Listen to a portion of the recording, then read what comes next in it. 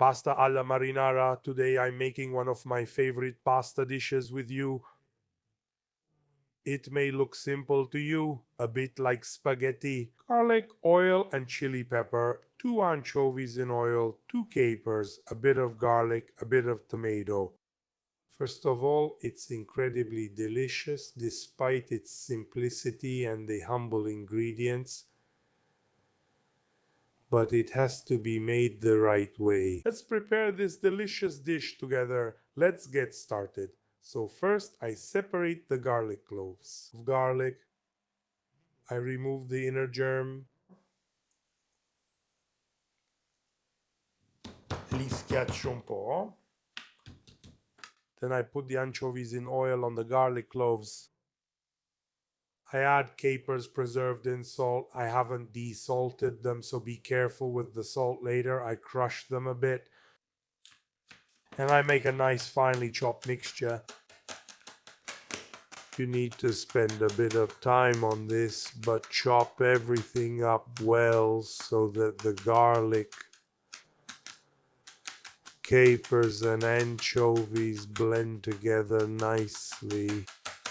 Okay, once everything is chopped up, I put some extra virgin olive oil in a pan, then add anchovies, capers, and garlic. Careful, as I always tell you when you do this, this is the first time. I think this is the first time I'm saying it about plastic. I usually say it about wood. When you do this, do it gently with the back of the knife if you don't want to eat the plastic or wood from the cutting board. I'll let it brown a bit over low heat so that the oil gets nicely infused with flavor. This way the garlic doesn't burn quickly, but all the flavors can be absorbed by the oil. What a nice smell. Now I add the peeled tomatoes and pour a bit of water to rinse out the plate. Add a pinch of salt.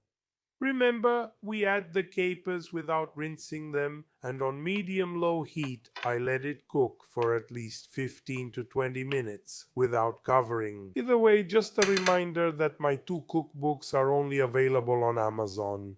Search for Carlo Gaiano Libro Reset and you'll get them in at most 2 days. Perfect. When the sauce is almost ready, I salt the water and start cooking the pasta. Then about a minute or a minute and a half before it's done cooking, I transfer it to the pan with a little pasta water and let it finish cooking. And to add flavor, I add more pasta water only if needed. Perfect. The pasta is al dente, so I turn off the heat and add the oregano. I give it a final touch of oregano.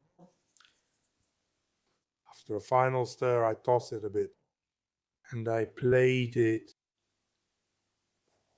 Ancora un po' di origano. And so, let's see.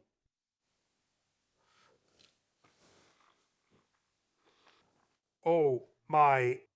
I mean, you don't want to. You have no idea how good this sauce is. You might say, did you really need a recipe? Yes, because this pasta has to be made exactly like this. So make it following these instructions and let me know what you think in the comments below.